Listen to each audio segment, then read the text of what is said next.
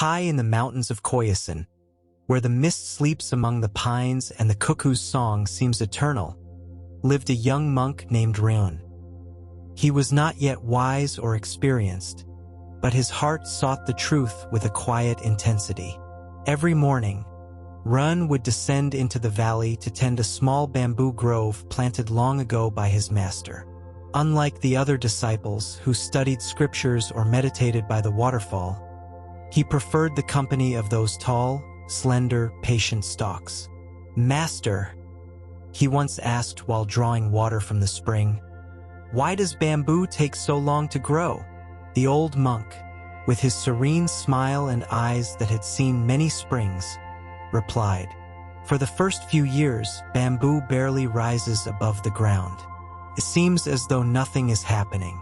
But beneath the soil, its roots are spreading, growing stronger without haste. When it's ready, it shoots up several meters in just a few weeks. If it rushed, it would fall with the first wind." Ren nodded, but something still stirred within him. It wasn't exactly impatience. It was a longing to understand, to find his path, to discover why he was there.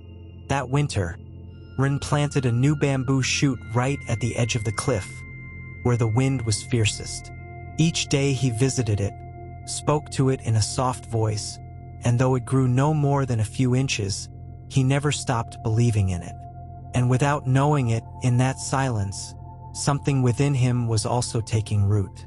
Spring arrived with the murmur of melting snow and the awakening of cherry blossoms. The air grew warm, and birds began nesting near the temple. Each morning, Ren, his robe sleeves rolled up, knelt before the bamboo that had yet to grow. He spoke to it as if it were an old friend, as if in its unborn leaves a hidden answer was waiting.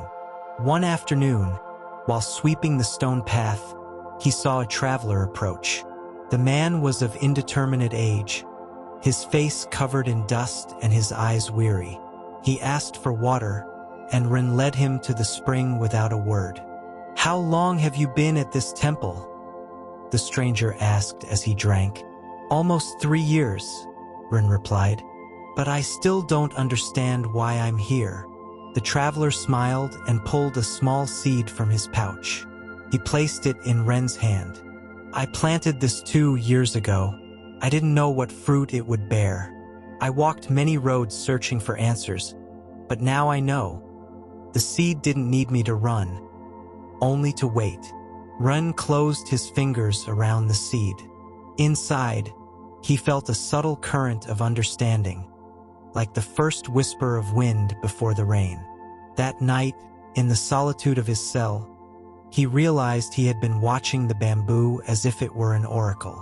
He had hoped it would reveal his destiny, his purpose, his moment. But bamboo does not teach with words, it teaches through stillness. And the seasons do not arrive because we wish them to. They arrive when it is time. Days after the traveler's visit, Ren began to change. He no longer looked at the bamboo expecting it to grow. Instead, he watered it with gratitude and sat beside it in silence, letting the wind carry his thoughts like fallen leaves. One day, his master watched him from the temple terrace. He descended the steps quietly and sat next to him. "Are you still waiting for it to grow?" he asked. Ren smiled softly. "Not anymore. I'm just with it. If it grows, it will grow. If not, it will keep trying." The master closed his eyes and nodded, as if that answer held more depth than it seemed. "Rivers are not pushed, Ren. They flow. When we fight the current, we exhaust ourselves. But if we trust it, it carries us exactly where we need to go, even when we don't know where that is." The young monk looked down at the stream running near the forest, bubbling between the stones. He understood that, like the bamboo, he too had been growing. But within. That afternoon, Ren took a brush and wrote a single word on a piece of rice paper. Trust. He hung it at the entrance to his cell, not as a goal but as a reminder. Because what is meant for us cannot be reached by running, nor held by force. Comes when we are ready, and sometimes it only reveals itself when we stop searching for it anxiously. One gray morning, as the sky threatened rain and crows pierced the silence with their caws, Run received a letter. It was from his family, whom he hadn't seen in years. They asked him to return. His father was ill. The decision was difficult, for he felt that his path was only just beginning to blossom within the temple walls. He sat beneath the eaves, next to the bamboo that still had not grown, and held the letter in his hands. Raindrops began to mark the paper, as if it too were weeping. "What if I leave and abandon everything?" he whispered.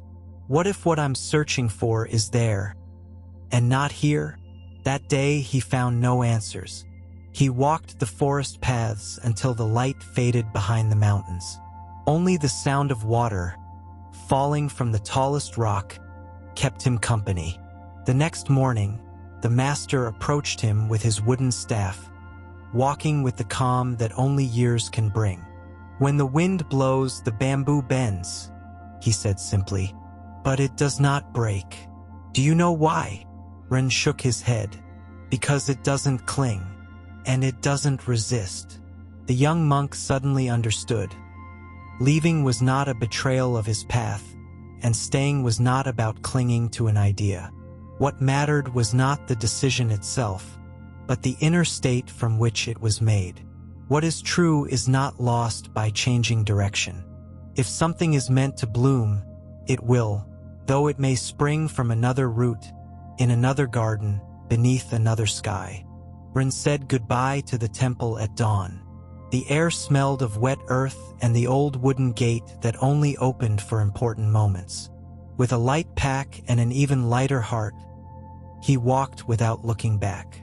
Not because he didn't love the place, but because he had learned that not everything we love needs to be held onto. For weeks, he cared for his father, listened to stories from the past, and rediscovered in his mother's face a tenderness he had forgotten. He no longer meditated by the waterfall, but found peace in preparing tea. He didn't read sutras, but heard the whisper of the wind through the trees in the family orchard. And in that everyday space, he understood something no book had ever taught him: that life doesn't always reveal its purpose in retreats or temples.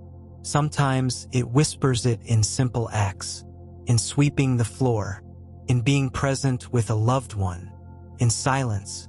One day, while gathering firewood near the forest, Ren found a wild bamboo growing strong. It was young but steady. He crouched down and, gently touching its stalk, felt the same calm he used to feel beside the temple bamboo. He smiled. He said nothing, because he no longer needed to interpret signs. What was meant for him was finding him, effortlessly, without plans, without promises, simply appearing, like the morning mist. Months passed. Ren's father slowly recovered, and the house once again filled with the sounds of life. But something within Ren remained in motion, like a seed still undecided about breaking through the soil.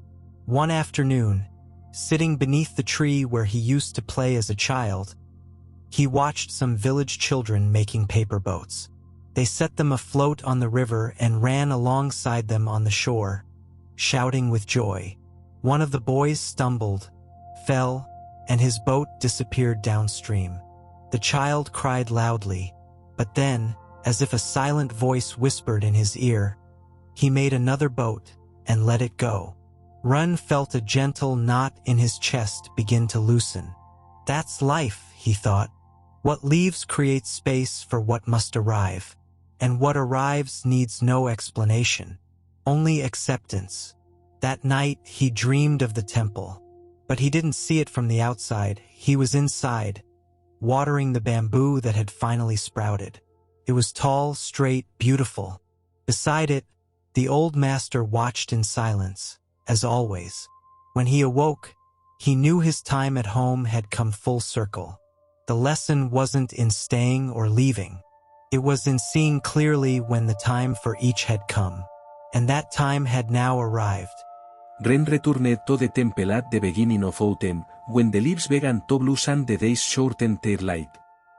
He walked along the same stone path, but he was no longer the same man. The silence greeted him like an old friend, and the crunch of the branches beneath his feet now sounded like a welcome. When he reached the bamboo grove, he stopped. The little stalk he had planted years ago was now growing strong and slender, swaying in the wind as if dancing to its own rhythm. Ren didn't smile in surprise, but in recognition. Like someone witnessing the blooming of something they had already accepted, even if it had never come to be. The master appeared beside him, soundlessly, like the moon behind a cloud. "It grows slowly, but firmly, said the old man. "Like all things that are true," Ren replied. They walked together toward the temple. They didn't speak again. There was no need. The air between them was full of understanding, as if each step were a word, each breath a poem. That night, Ren lit an oil lamp and wrote in his journal. "There is nothing that must be forced. What is meant for you requires no struggle, only presence. It will arrive as the dawn dawns, when you stop chasing the light with anxious hands, and learn to rest in the dark." Years passed. Ren became a teacher, though he never saw himself as one.